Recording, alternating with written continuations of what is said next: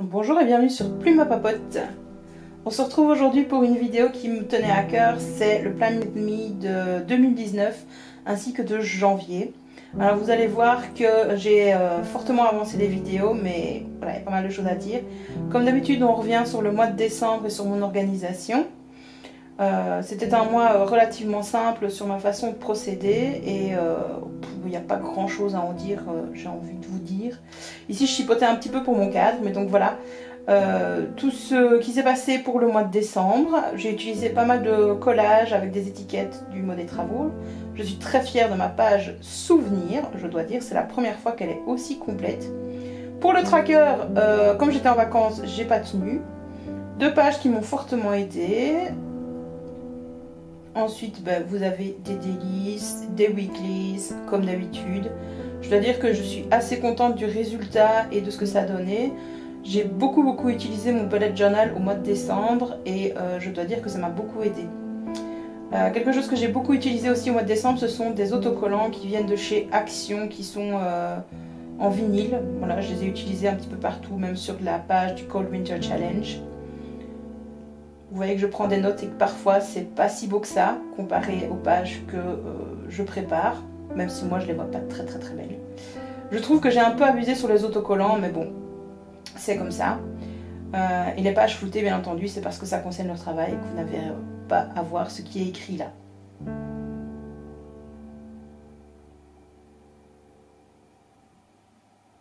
Alors, pendant que je suis en train de tourner les pages, je me rends compte que j'ai pas complété pour aujourd'hui. Et vous voyez que je me suis trompée dans les dates.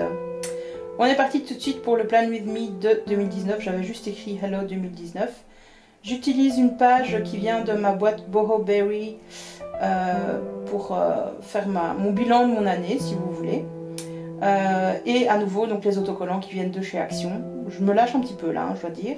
J'ai envie de nature et de choses un petit peu bohème pour cette année. Donc j'ai complété quelques petites choses sur ma page. N'hésitez pas à mettre YouTube en grand pour bien voir ce que j'écris. Vous allez voir que je mélange à la fois le français et l'anglais. Pour moi, c'est pas un problème. Je mélange les deux langues, parfois même trois langues, sans aucun souci.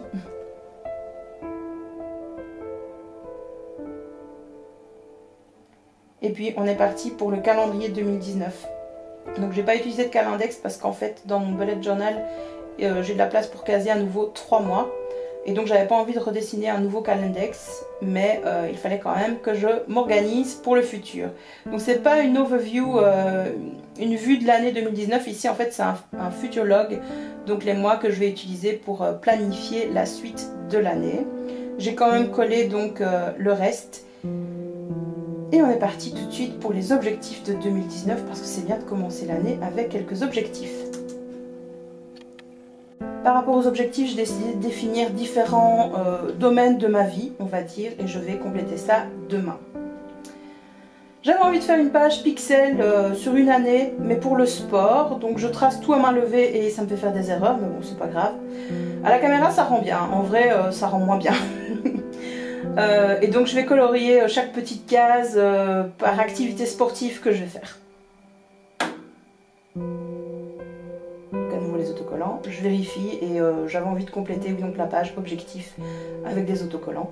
Je vous la montrerai mieux après.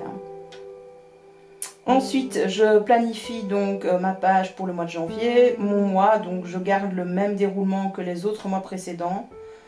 Je divise par semaine, un petit autocollant pour décorer et je prépare ma page souvenir que j'aime beaucoup.